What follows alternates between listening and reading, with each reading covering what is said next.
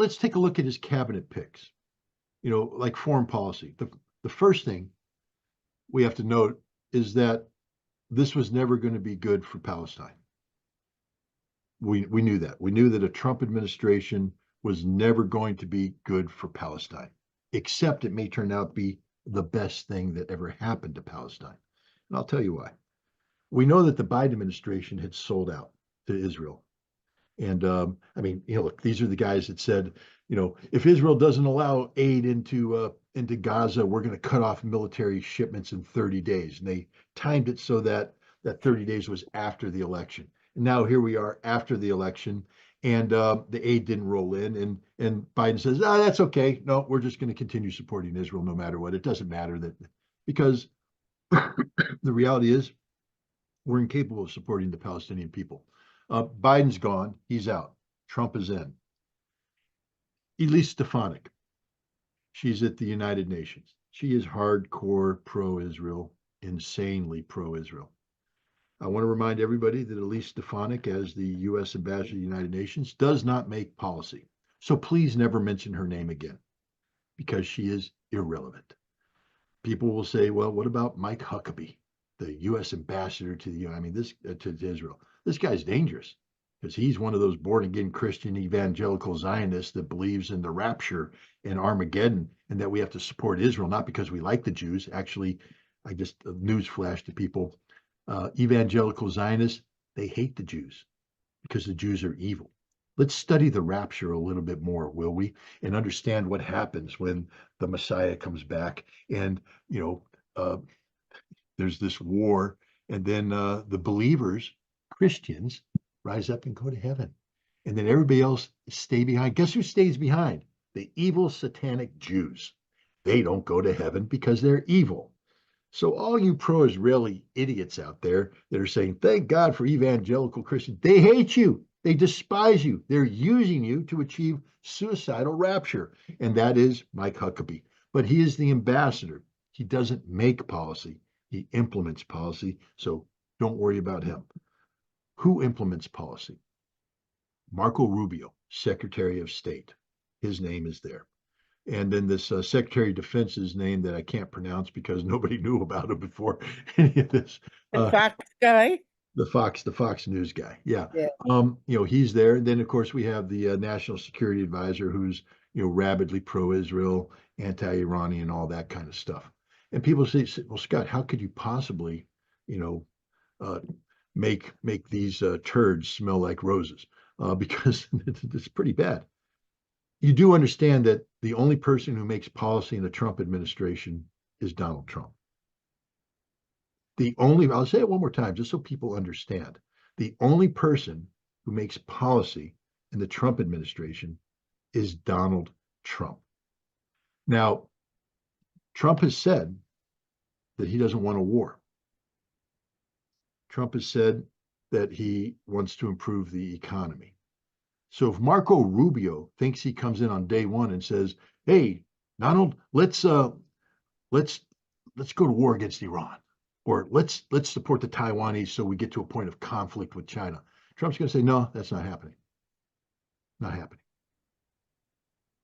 And he'll be backed by the Secretary of Defense. Everybody's down on this guy. There's a lot to be down on. I mean, Fox News host, he's sort of weird. But this is a guy who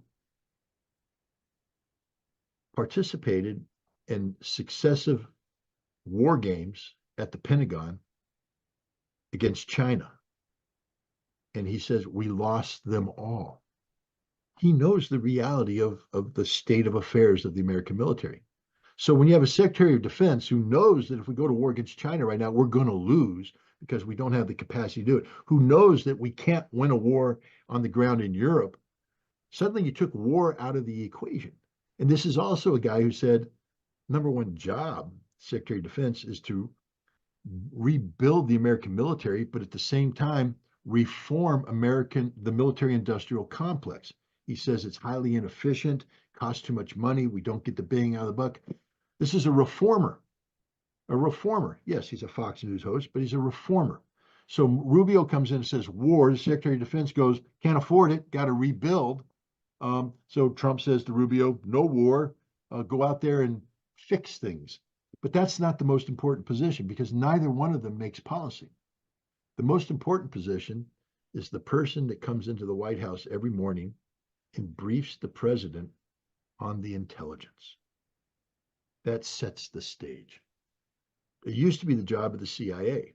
Ray McGovern, whom I think you know and your audience knows, a former CIA intelligence analyst, used to be the guy who briefed did the presidential daily brief. CIA doesn't do that anymore.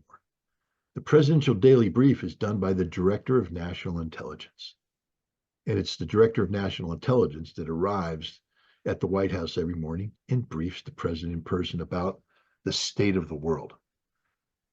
Every intelligence professional at that level for the past 30 years is a liar, somebody who can't be trusted, somebody who has allowed intelligence to be politicized, to be manufactured, people who sold us weapons of mass destruction in Iraq, people who sold us the war in Ukraine, who sold us, Syria, sold us, Iraq, who sold us everything. They lie, they lie, they lie, they lie. Their job is to fix the intelligence around the policy that the president seeks to implement, and that's why we fail. Tulsi Gabbard has integrity. She's a serving member of the United States Army. She's been to war, and if people criticize her because she had the audacity to say that Bashar al-Assad is a legitimate leader of Syria. She has the audacity to say that Putin is perhaps right about this war in Ukraine. And now she's going to be the Director of National Intelligence.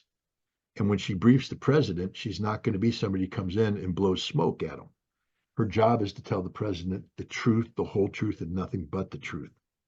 And so she will set the president up with reality every morning. And then the president, based upon this reality, will turn to Marco Rubio and say, fix it. We got a system out here broken. We need to fix relations with China. That's your job, Marco. He'll turn to the Secretary of Defense and say, how do we deal with this threat? Remember, I don't want to go to war. How do we contain this? Or do we need to build a military down the road that does this? And that's the focus. The most important person here of all the foreign policy picks is Tulsi Gabbard.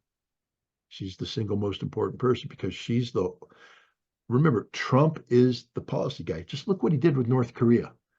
Mike Pompeo, who was Secretary of State at the time, did not want him to do this. John Bolton, who was the National Security Advisor, did not want him to do this. Nobody wanted him to do this, but he did it anyways because he's Donald Trump. And it almost worked, except he was betrayed by Pompeo and Bolton. They stabbed him in the back. This is how Donald Trump's going to operate. Marco Rubio is not going to be running around the world having glorified meetings with national leaders. Donald Trump is.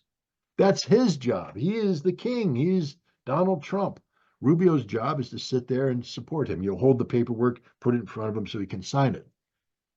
Tulsi Gabbard's job is behind the scenes to tell the president what the truth is. Most important job in this National Security Administration is the Director of National Intelligence because it's the one job that has the ability to influence Donald Trump, who is the kingmaker, the decision maker, the policy maker.